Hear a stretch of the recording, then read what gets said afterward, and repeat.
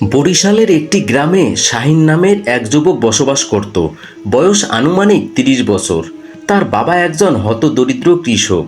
ছোট থেকেই অনেক স্বপ্ন ছিল পড়াশোনা করবে, চাকরি করবে, কিন্তু দারিদ্র্যের কশাঘাতে স্বপ্ন থেমে যায়। এখন শাহিন বেকার। শাহিন প্রতিদিন সকালে উঠে আশেপাশের বাজারে যায় কাজের সন্ধানে। একদিন সে খেটে খাওয়া মানুষের মতোই হাঁটছে, কখনো দোকানদার, কখনো গ্যারেজ, কখনো ক্ষেতের মালিকের কাছে গিয়ে কাজ চায়। সবাই বলে, তোর মতো গরিব অযোগ্য লোককে দিয়ে কি কাজ করব।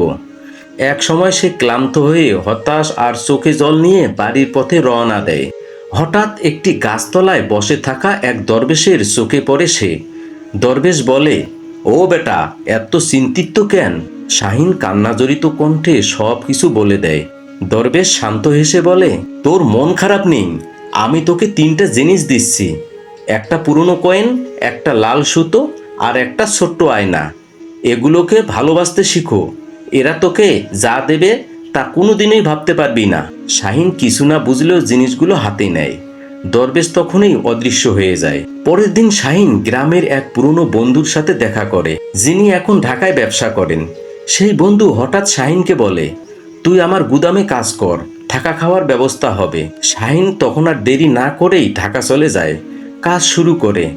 লাল সুতা, কয়েন আর আয়নাটা সবসময় পকেটেই রাখে। সে খেয়াল করে, যেদিন জিনিসগুলো পকেটে থাকে তার কাজ অদ্ভুতভাবে ভালো চলে। যা ধরছে তাই যেন স্বর্ণ হয়ে যাচ্ছে। কয়েক মাসের মধ্যে শাহিন এত ভালোভাবে কাজ করে যে মালিক তাকেই গুদামের ব্যবস্থাপনার দায়িত্ব দিয়ে দেয়। 1 বছর যেতে না যেতেই নিজের একটি ছোট্ট ব্যবসা শুরু করেন শাহিন। ফলে ব্যবসায়িক বুদ্ধি, বিশ্বাসযোগ্যতা ও পরিশ্রমের দ্রুত সে বড় হয়। সেই আয়নাটায় প্রতিদিন নিজের মুখ দেখে বলে, আমি পারবো, আমি বদলাবো। এ যেন তার আত্মবিশ্বাসের প্রতিফলন হয়ে ওঠে। মাত্র 3 বছরের মধ্যে সে একটি গার্মেন্টস ফ্যাক্টরি, একটি অনলাইন বিজনেস ও একটি ট্রান্সপোর্ট কোম্পানির মালিক হয়ে ওঠে। তার গ্রামের মানুষজন অবাক হয়ে যায়।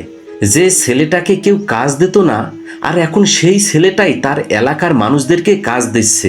কিন্তু শাহিন বদলায় না। সে এখনও সকালে নামাজ পড়ে, দরিদ্রদেরকে খাবার দেয়, বাবার খেতে গিয়ে নিজে কাজ করে। এক সন্ধ্যায় নিজের বাড়ির উঠানে বসে চা খাচ্ছেন শাহিন। হঠাৎ সেই দরবেশ আবারও হাজির। শাহিন উঠে দাঁড়িয়ে বলল, আপনি আমার জীবনকে বদলে দিয়েছেন, আমি কিভাবে কৃতজ্ঞতা জানাবো? দরবেশ হাসেন, আমি তো কিছুই দেইনি। ওই কয়েন, সুতার আয়না ছিল তোর বিশ্বাসের পরীক্ষা। তুই নিজেই নিজেকে জিতিয়ে নিয়েছিস। এই বলে দরবেশ হাওয়ায় মিলিয়ে গেলেন। এই গল্পের মোরাল অব দ্য স্টোরি হলো, হাল ছাড়ো না, চেষ্টা চালিয়ে যাও। যে নিজের ভাগ্য নিজে গড়তে চায়, সৃষ্টিকর্তা তার হাত ধরে।